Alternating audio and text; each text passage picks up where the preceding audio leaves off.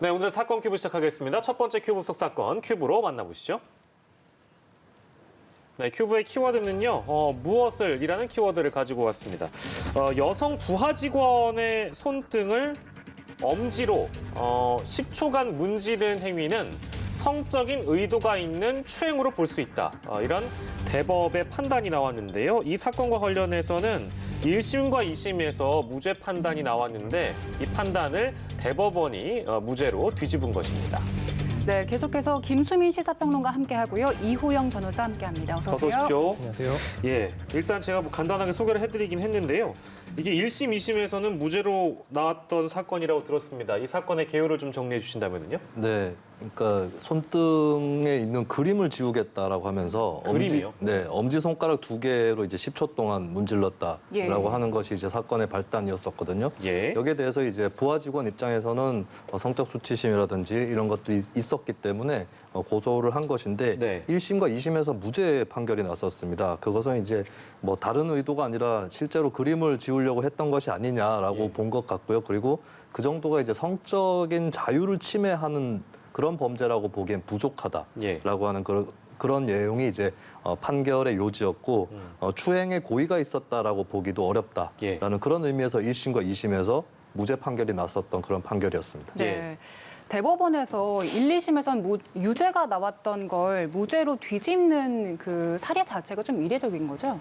뭐 그렇게 흔한 사례는 아니죠. 지금 이 사건 같은 경우는 뭐 앞서 말씀하신 것처럼 1, 2심에서는 무죄 선고를 했고 네. 대법원에서 지금 그 무죄를 뒤집고 파기환송한 거거든요. 예. 이런 게 말씀하신 것처럼 이렇게 흔한 케이스는 아니고요. 예. 그 이렇게 지금 선고한 그런 배경을 조금 설명드리자면 예.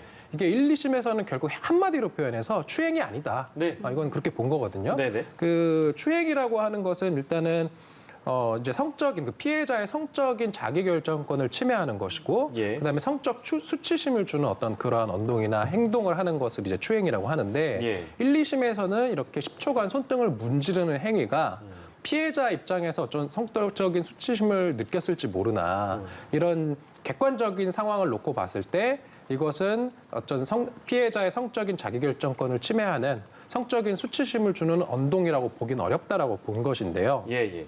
우리나라에서 그런 이제 추행과 관련돼서 대법원에 확립된 판례를 제가 지금 가지고 왔는데 보면은 이거예요. 그 일반인에게 성적 수치심이나 혐오감을 주는 이러한 것에 해당되는 추행에 해당되는지에 대한 여부에 대해서 예, 예. 설명을 하는 기준에 대해서 뭐라고 하고 있냐면 이게 피해자의 의사, 성별, 연령, 그다음에 행위자와 피해자의 관계, 그다음에 그 행위에 이르게 된 경위, 그리고 시대의 성적 도덕 관념, 이런 것들을 종합적으로 고려해야 된다라는 건데 예, 예. 그러면은 지금 이 사건에 비추어 보면 예.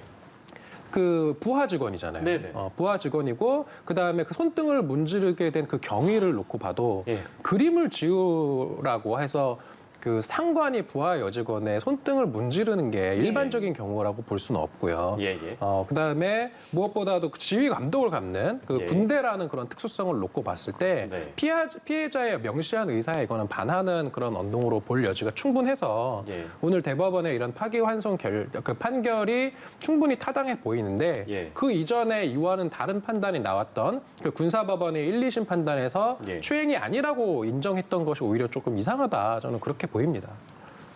첫 번째 큐브속 사건으로 만나보고 있는 사건인데요. 저희가 계속 다루고 있습니다만 1, 2심 무죄 이후에 이제 대법에서 유죄 취지로 파기환송되는 경우, 근데 특히 이제 성범죄 관련해서는 이런 사례들이 최근 들어 많아졌습니다. 때문에 이제 이런 사례들을 보면 이제 피해자 중심으로 법정에서 해석을 하고 있다, 사건을. 그렇게 봐도 되는 건지 김수민 평론가께서 어떤 좀 해설을 주시겠습니까? 네, 아무래도 피해자 중심성으로 옮겨가고 있는 것은 전반적인 흐름이라고 볼 수 있겠고 저는 이번 사건은 특별히 피해자 중심도 아니라는 생각이 들어요. 왜냐하면 10초 동안이라는 시간이라든지 이 행위를 감안했을 때는 혹여나 이제 어떤 그림을 지우겠다는 핑계를 예. 들어서 그렇게 추행을 했을 가능성이 있고 그리고 앞뒤 맥락이 상당히 중요한 부분이거든요.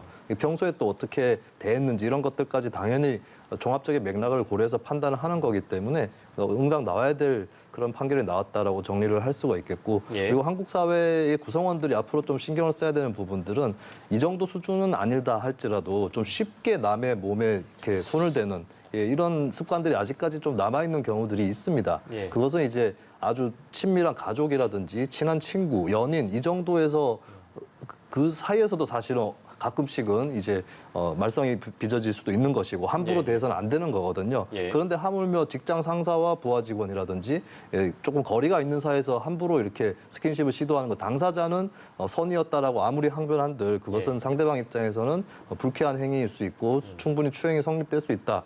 라고 하는 거, 그러니까 대인 관계에서의 스킨십 이런 부분 전반적으로 좀 다시 돌아보고 점검을 해야 될 것 같습니다. 예, 이제 뭐 온라인에서도 당연한 판결이 내려졌다라는 평가들이 많이 줄을 이루고 있는 것 같습니다. 첫 번째 큐 부속 사건으로 만나봤고요.